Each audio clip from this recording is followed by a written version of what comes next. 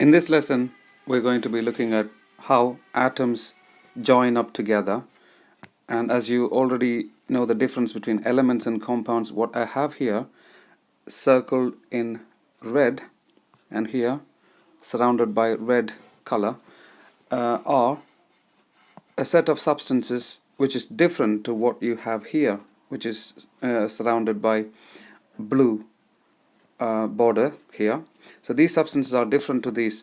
We are going to be looking at bonding, how atoms join up together. We call them as bonds, and how they are linked and held together and why they do that.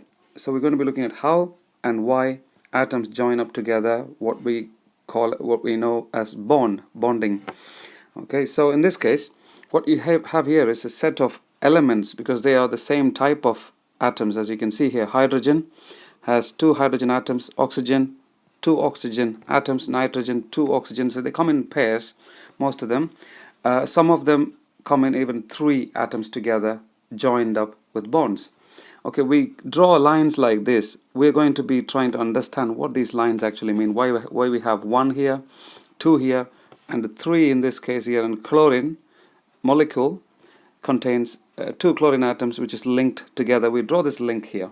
So these are all elements. This contain the same type of atom, but they are joined up in this way. We're going to be looking at what type of bonds they are and why they do that. Have a look here. These are a set of compounds. We call them as compounds because they contain at least two different types of atoms here. Now in this case, hydrogen is one type, oxygen is another type. It's just water here, and that's water molecule, how that looks like. And again, we draw these lines to link the atoms together. We know that's chemical bonds, and we're going to be trying to understand why atoms join up together and how they join up together like that. Okay, how the bonds are made. And again, here ammonia is another compound, and nitrogen is joined up with 3 other hydrogen atoms. We're going to understand why nitrogen can join with 3, whereas hydrogen can only make 1 bond with other atoms. So we'll try and understand that. And again, remember, these bordered in red are a set of compounds, a substance called covalent substances. I say substance because these are elements, these are compounds. So we can call them as covalent substances. Now, also think about other atoms which exist on their own without joining up. For example, helium, neon. These are noble gases which don't bond with anything else. They just exist on their own. Even as the elements, they exist as single atoms. Okay, so it's important to realize there are a set of substances that don't have any bonds. They exist as atoms. Now, these set of substances are called ionic substances. That's because these substances contain charged particles, positive charged particles and negative charged particles. And we are going to be learning about how these set of substances are different to these two sets of substances, and how they actually join up, how magnesium is joined up with oxygen. We do not draw lines like these when we deal with ionic compounds such as these, or ionic substances. For AQA GCSE core sciences, you do not need to draw the detailed structure, what we call as dot and cross structure, which shows the electron arrangement of atoms, and when they join up together become molecules. You do not have to be able to do that, but what you should be able to recognize and be able to describe how the atoms join up together for core sciences. However, in additional sciences, you have to learn all of these, including showing them in the dot and cross structure for molecules. So you might as well want to learn this right now. So, and then when you go to additional science, you revisit this and it strengthens your understanding. So there's no harm in knowing it completely, including the structure. But however, bear in mind, you only have to be able to describe how the atoms join together. Is it covalent bonding or is it ionic bonding? And be able to describe how the bonds are made in each case. Okay, for the words now, and the basic definitions are here. for example, the covalent bonding, that's how it's spelled, and it's a type of bond between non-metals. So when you see a compound or a molecule where there are no metals, then you know the connection, the bonding is of covalent type. Now, how do you know if an atom is a metal or a non-metal? You need to go back to the periodic table lesson and find out about that. In the periodic table, it's actually covered in the next slide. If you can't remember how to figure out if a particular atom is a metal or non-metal. Ionic, again, this is another type of bonding between metals and non-metals. So if you see a metal and a non-metal in a compound, then you know the bonding is ionic. Outer shell electron, we refer this to the number of electrons on the last shell. It is really important to understand that these electrons determine the chemical properties of a substance. They control how atoms react with each other. They are responsible for the chemical reactions, because it is these outer shell electrons that gets shared or they get transferred to another atom. Okay, so it's the outer shell electron is really an important idea to have. Noble gas electronic arrangement. Now, the reason for bonding is because all atoms try to become and look like noble gas, to achieve noble gas electron arrangement, to have a full outer shell. Now, if you can remember from previous lessons, these noble gases over here, helium, neon, argon, krypton, you'll find in the last column of the periodic table, they have full outer shell. So atoms join up and bond together so they can achieve a full outer shell, just like the noble gases. Let's start with ionic bonding here. An example given here is sodium chloride, who's got a formula NaCl. Now, this compound contains ions, which means charged particles. All ionic compounds contain positively charged particles, or positive ions, and negative ions. So in this case, the ions that are present are Na plus, sodium plus, and chloride ion, which has got a negative charge. Now, only one pair of ions are shown here, but in a small crystal of salt. This is actually the sodium chloride salt that we use to flavor food, common salt. Now, in one small crystal of sodium chloride, we'll have millions and millions of the sodium and chloride ions clumped together, and they attract each other so strongly, and that attraction is what we call as ionic bonding. So let's see how that happens with sodium chloride. What you see here are two empty shells. I'm going to be now writing the atomic structure of sodium and chlorine atoms.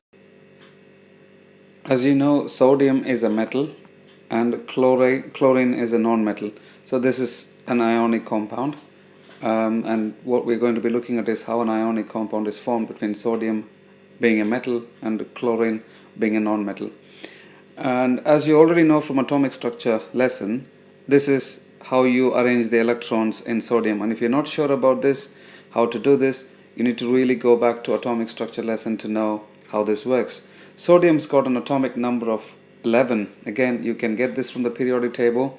You look for the symbol for sodium, Na, and look for the smaller number, and that gives the number of protons, which is equal to the number of electrons. So if you follow the 2, 8, 8, 2 rule and lay out the electrons in that order, the first shell will have 2 electrons, and the second shell 8 electrons, and the last shell will have 1, as sodium's atomic number is 11. And similarly for chlorine, whose atomic number is 17, and then the atomic structure looks like this, with 7 electrons on the outer shell. Now, let's have a look at why bonds are made. Chemical bonds are made for a particular reason, and that is because atoms try to achieve noble gas arrangement. Now, if you look at the noble gas arrangement, every noble gas except helium will have 8 electrons on its outer shell. Again, we've covered this in atomic structure lessons, so you need to go back or look at the atomic structure for all noble gases. Helium has got 2 electrons and it's the first shell that will be full, and similarly all other rest of the noble gases will have 8 electrons on its outer shell. Now all the atoms make chemical bonds to achieve noble gas arrangement, which is full outer shell. Now let's see how sodium and chlorine achieves that. Now sodium being a metal, nearly always metals lose the electrons and non-metals will gain the electron. Okay, so have a look at this sodium, and if it loses that one electron, as you can see, by losing that one electron it will gain a full outer shell. So the second shell here becomes the outer shell now. Okay, so this, by just losing that electron to chlorine atom, by transferring is another way to explain it, describe it.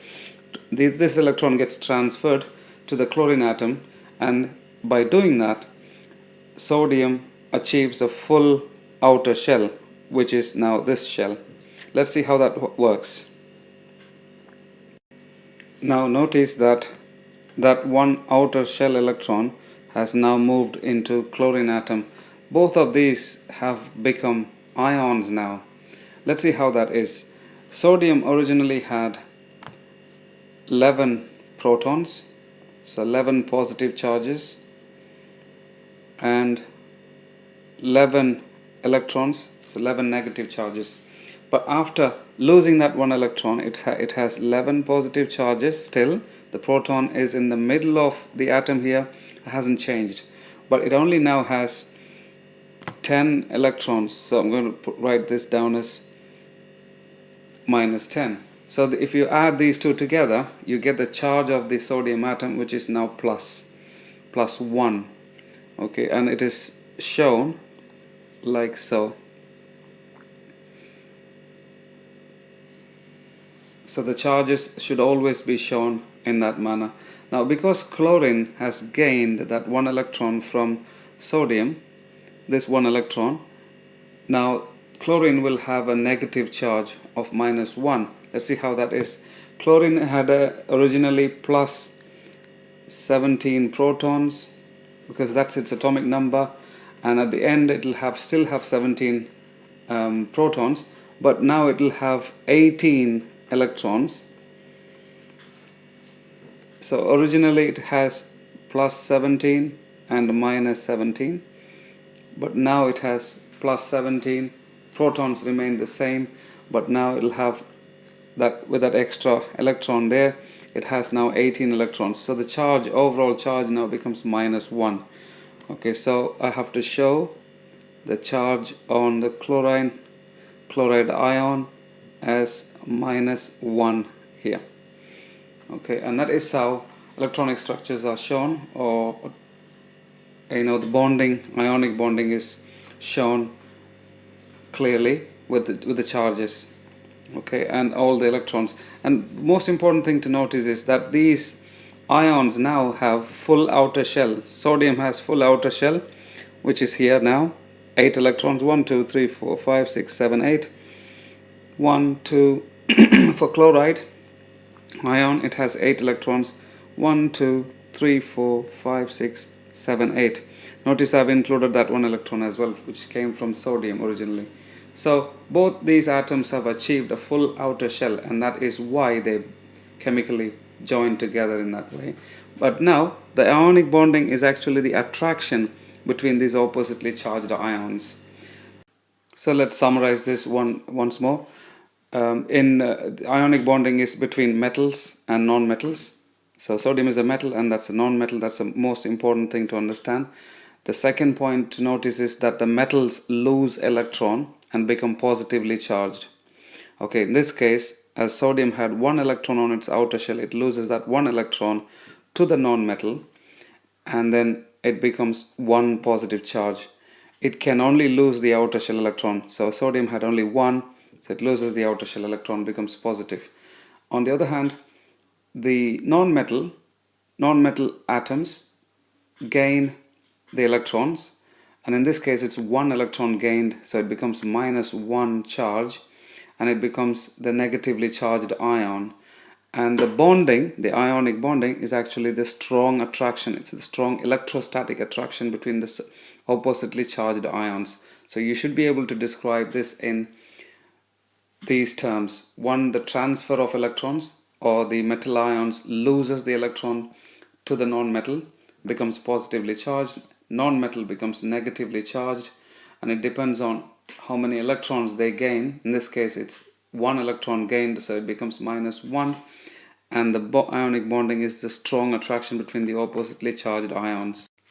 Before we go any further, let's understand that where the metals are in the periodic table and how to decide whether a compound is going to be an ionic substance. Okay, so these are group 1 elements, and they have one electron on its outer shell electron, and that's why they are in group 1. We learned this in periodic table lesson. And here, that's a group 2 elements. They have 2 electrons on the outer shell. So what we will be looking at is these 2 plus the aluminum, mainly because that is under 20 atomic number. These are metals, aluminum, gallium, and so on. So we need to know where the metals are. So when the metals react with the non-metals, which are found in this area, normally the most important compounds with metals and non-metals are with oxygen, and the halogens, fluorine, chlorine, and bromine, and oxygen and sulfur. So the compounds that is formed between group 1, 2, and 3 metals with the non-metals over here are ionic compounds. So that's really important to understand. And these metals lose the electrons and become positively charged. So that any metal here will become 1 plus charge. So for example, potassium in an ionic compound will have a charge of 1 plus, like that. And choose another example from second group, which is magnesium. So magnesium in ionic compound will have +2 charge. Okay, aluminum from group 3 here, group 3, that will have a charge of 3 plus. Similarly, elements in group 6 and 7, they gain electrons. Now we know they all try to become noble gas electronic arrangement, which is full outer shell. So if they have 7 electrons on its outer shell, they only need 1 more electron. So the elements here, the halogens, they'll only gain 1 electron, and they become and the number of electrons become 8 on its outer shell.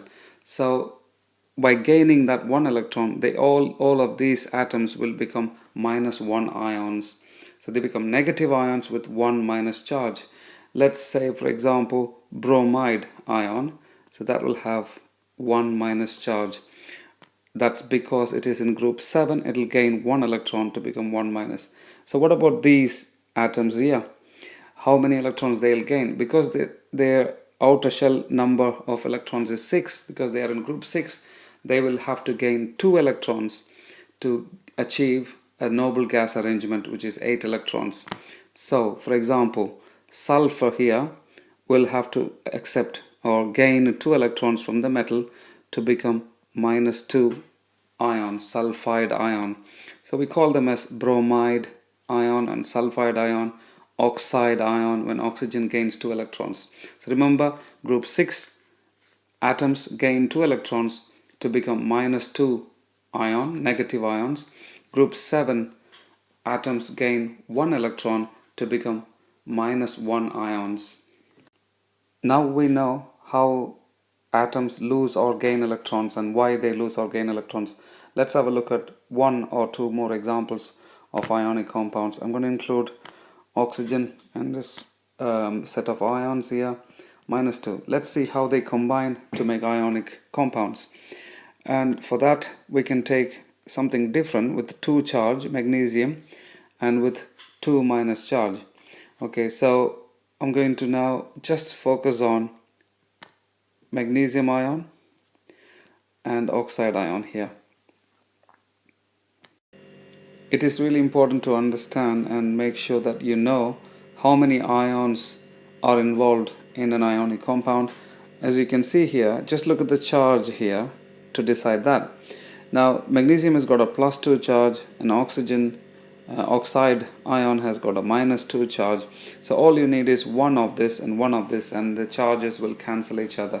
So the formula for magnesium oxide will be MgO. So that tells you that you only need one of this magnesium atom, which becomes magnesium ion, and then one of the oxygen atom, which becomes oxide ion in the process.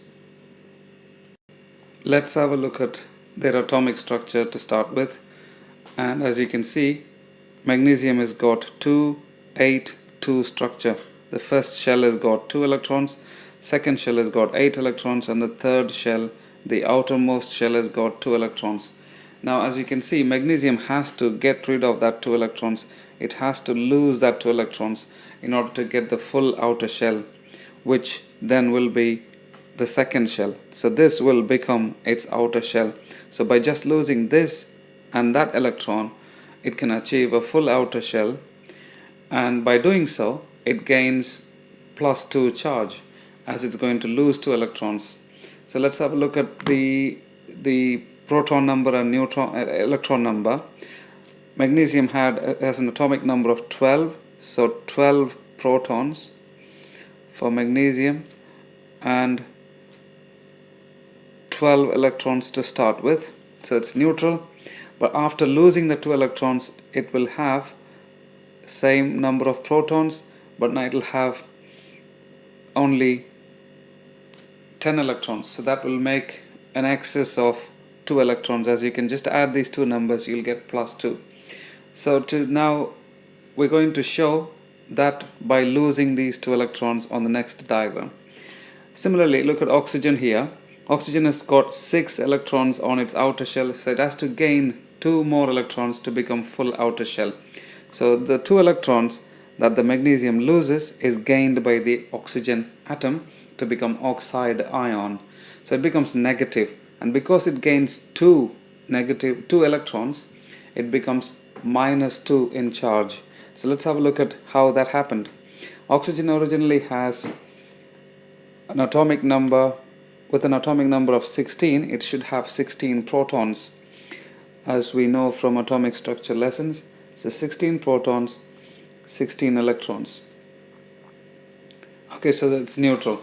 But after gaining the 2 electrons from the magnesium atom, it should now become -18 now. So it should become +16. That's same as before. Now after gaining the 2 electrons, it becomes -18. So now if you add these two together, you'll see you get -2. Okay, so all we need to do is show these 2 electrons moving on to oxygen, and then showing the charges as we did before with square brackets. So that's what I'm going to do next. As you can see, now the 2 outer shell electrons of magnesium has now been moved to oxygen atom, which has become oxide ion with 2 negative charge because of that. And because magnesium has lost the 2 electrons, it becomes +2 in charge. As we have seen before, it has 2 less negative charge, but still has the same number of protons, which is +12, take away -10. So it has a charge of +2, which I'm going to show that here outside the square bracket. Don't forget to do this if you were to represent it. And then for oxygen, as it's gained the 2 electrons, it will now have a -2 charge. Now the ionic bonding that we keep referring to is actually the strong attraction between the oppositely charged ions. So if you were to describe this in words, you must talk about the metal atom losing the electrons, and in this case it's 2 electrons lost and becomes positive in charge, and the non-metal atom, in this case it's oxygen, gains electrons and becomes negative, and in this case it's 2 electrons gained and becomes -2 in charge. So the oxide ion and the magnesium ion that you see here are opposite in charge. The very strong attraction, electrostatic attraction between the oppositely charged ions is the ionic bonding. So 3 things to mention is about metal atom losing electrons and become positive charge, the non-metal atom gaining the electron become negatively charged, and the strong attraction between them. These are the three main points in ionic bonding. There is also a last point worth mentioning. If you are describing this in a bigger question, extended written question, is that by losing and gaining the electrons, both these atoms, now ions, have achieved a full outer shell, an arrangement which is very similar to noble gases. As you can see here, magnesium has gained a full outer shell, which is 8 electrons. Now if you look at oxygen, the oxide ion now has 8 electrons on its outer shell. Worth mentioning if you're describing this completely.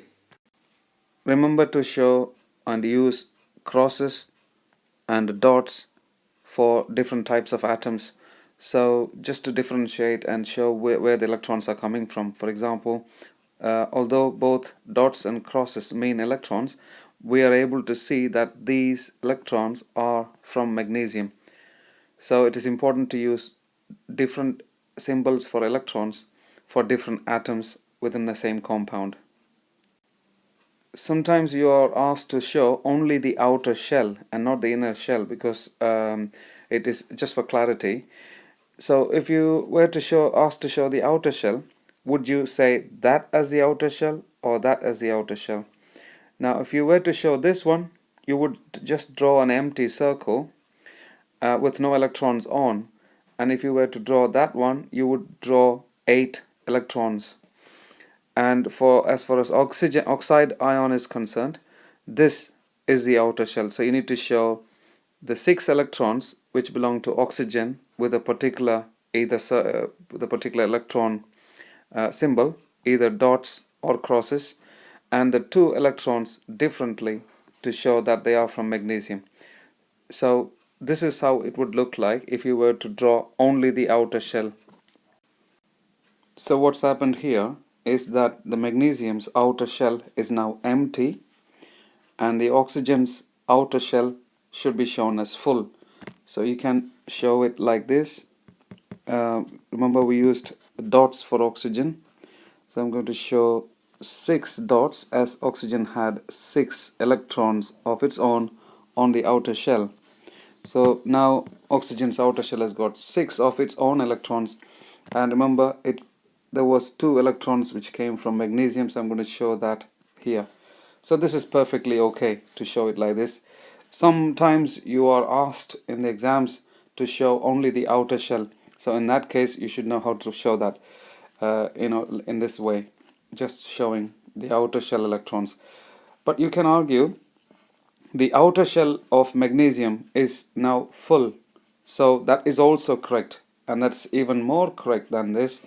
So it's better to show the outer shell of magnesium, which is now the second shell of magnesium. If you remember, the 2 outside electrons gone, now the second shell, which is the inner shell, has become the outer shell now. So you can show the magnesium's electrons as full outer shell, and this is correct as well. So it's okay to show the empty shell, but it is preferable that you show the inner shell as the outer shell now when you draw magnesium oxide with just the outer shell of each ion. So here you got magnesium ion with the +2 charge and the oxide ion with the -2 charge, but this time around we are not showing any other shell but just the outside shell, the outermost shell. So let me take you through the whole process of how to approach ionic bonding and how to go about describing a particular compound. For example, let's take sodium oxide. Imagine you're asked to describe the type of bonding in sodium oxide. So how would you go about this? I would like you to follow these steps, or useful steps to follow in a logical order to go and describe sodium oxide. For example, first of all, check if the compound is made up of a metal and a non-metal. Yes, it is. And if you look at the formula or the atoms involved, it involves sodium and oxygen atoms to start with. So sodium is a metal and oxygen is a non-metal, so it is going to be an ionic compound. We've done one. Okay, second thing to do is check the group numbers of the atoms involved. Sodium belongs to group number 1, oxygen belongs to group number 6. So we've done that. Write down electronic arrangement for each atom in the 2882 format. So I'm going to write that here. Na is like that, oxygen is here. So sodium has got 11 electrons, so 2, 8, 1. And oxygen has got 16, so 2, 8, 6. Now I've got this done in that format. The next stage is to decide on, which is the stage number 4, decide on how many electrons the metal will lose and how many the non-metal will gain to achieve a full outer shell, normally 8. So each of these atoms will now try to achieve a full outer shell. As we know, metals lose electrons, so it will have to lose that 1 electron. Sodium has to lose that 1 electron, which is here. And when it loses, we know if it loses 1 electron, it becomes 1 positive charge. So I'm going to write sodium ion here after it's lost that 1 electron. So we've decided now how many electrons it will lose, and we are deciding on the charge of the ion that we're going to get from sodium atom. Okay, now let's look at oxygen atom. Oxygen has 6 electrons on its outer shell, so it will need another 2 electrons to make the full outer shell. As we know, non-metals such as oxygen will only gain the electrons to become negative charge. Okay, so after gaining that 2 electrons, what will be the charge on oxygen atom? So that's going to be O minus 2. Now we have actually done this step here. Step number 4, we've decided on how many electrons are gained and lost, and we've decided on the charges. Now we're going to decide on the formula for the ionic compound and then go about describing it. So we're on this stage now. We're going to find out the formula for this. To decide on the formula, just look at the charges here. No other number. Don't worry about any other number. Just look at the charges here. You got to balance the charges. You have only 1 plus charge here, but you have minus 2 on the oxygen. So you will need 1 more of the sodium atom. You can't just go and put a 2 here. It just doesn't happen. Sodium can only form this plus 1 ion. Okay, so I'm going to add 1 more sodium ion, which we're going to need to make the ionic compound. So to make this ionic compound, you need 2 sodium ions for each oxygen ion, oxide ion, and that's what this means.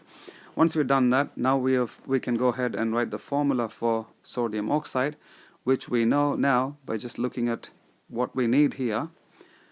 By just looking at what we've done so far, we can just decide on the formula like so. For each oxide ion, you need 2 sodium ions, and that's what this shows, the formula shows, and that's how you decide on the formula for ionic compound. Now we have done this bit here, so we've decided on the formula of the ionic, and then all it remains is to describe the ionic compound. Now this process, although it looks longer, it's a fail-safe way of approaching describing ionic compound question. The reason is it is a logical order of seeing where the ions are formed, the charges on it, and the formula. Once you have understood it, you'll go through this process much faster. So how do you describe it? Sodium metal loses 1 electron. It's useful to specify the number of electron to become 1 plus charge. And oxygen atom, remember notice what I'm using is oxygen atoms, gains 2 electrons to become oxide ion. So atoms gain electrons to become ion, and say how many electrons it's gained. In this case, it's gained 2 electrons. So oxygen becomes a negative ion and sodium is a positive ion. 2 sodium atoms lose 1 electron each. So then you say the number, how many sodium atoms are involved here, and then talk about what is that bonding. The attraction between the oppositely charged ions is the ionic bonding, In other words, the strong electrostatic attraction between the two oppositely charged ions is our ionic bonding. Now the formula finally is sodium oxide. So you have now completed the process in which you go about describing an ionic compound. So let's have a quick look at how to actually draw the structure of sodium oxide ionic compound. As we know, we have two sodium ions and one oxide ion, like that. We've established that. Now all we have to do is draw the electronic structure or the atom arrangement to show the dot and cross diagram. Okay, so we're going to need two sodium ions. So I'm going to draw two circles of sodium like so, like that. And remember to show the charges on this. Now I've already said it's better to show all the electrons of sodium on the second shell. This is going to be our outer shell now, so I'm going to fill this completely. As we know, sodium, after losing that one outer shell electron, has got the next shell completely full. Okay, so and then show the charge on each of these ions. All I'm doing is showing this in the form of a diagram to show the electron arrangement on the outer shell only. Okay, now for this sodium, don't forget to do the same thing. So two sodium ions are done. The only thing that remains now is the oxide ion, which I'm going to draw here with the circle. And now for the oxide ion, remember it has gained the two electrons from sodium. So let's do that first.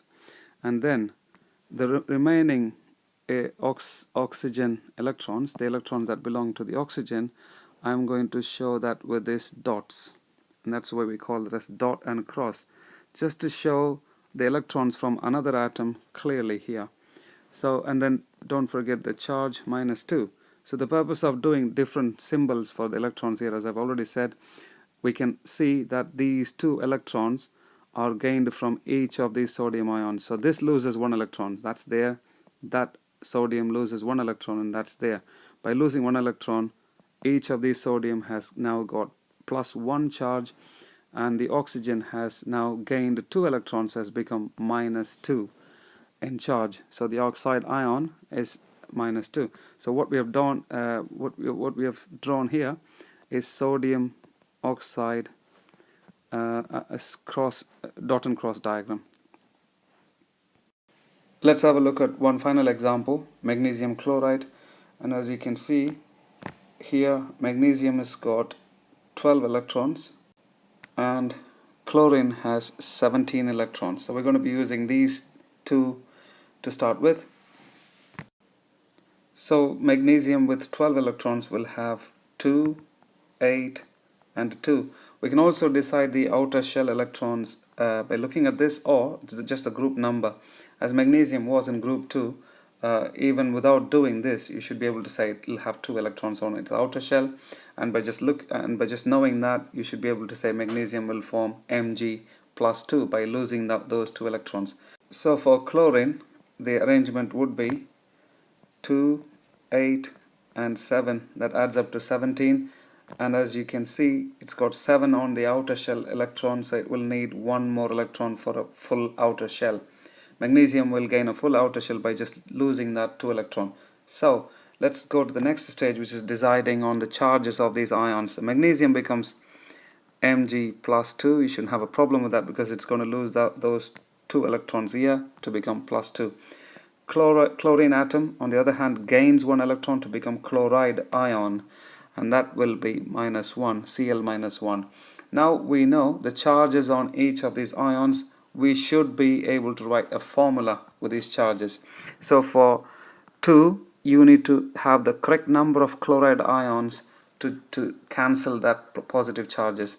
So as you can see, it's obvious that for each magnesium with a +2 charge, you will need 2 of these ions. So you may want to write the 2 ions here if you're not sure. Now you can see the -1 and -1 adds up together to -2. That will cancel out that +2. So if you're in doubt about writing the formula straight away, write these ions that you're going to need to make the formula, and then you can pretty much see you only need one of these ions. So you put magnesium without no number, and then put the chlorine atom, which you actually mean the chloride ion, but don't put the charge here. Just say how many of these you're going to need. So I'm going to need 2. So that's our formula. So we established the formula. All is left to now is to describe this in words or dot and cross diagrams. So you would need 2 ions for magnesium, one for magnesium and 2 for chlorine. So you will need like that, plus 2. And for chlorine, for chloride ions, you're going to need 2, and you can draw it like that. Okay, with the square brackets as necessary, but this time it's -1, and showing the electrons of chlorine or chloride ion with a different symbol, like so. Okay, so as you can see, each of the chlorine atoms got 6 electrons of its own, and the 7 of its own, and the 1 that it's going to gain from magnesium. So as you can see, magnesium loses 2 electrons, and one of that has gone here, and the other one has gone to this chlorine atom to make chloride ion. Okay, now magnesium should have the next shell full, so which means I can just put 8 electrons on its outer shell. So I'm actually showing this shell here, which is now the outer shell. Remember, these 2 electrons have been lost now. So that is how you draw the magnesium chloride dot and cross diagram.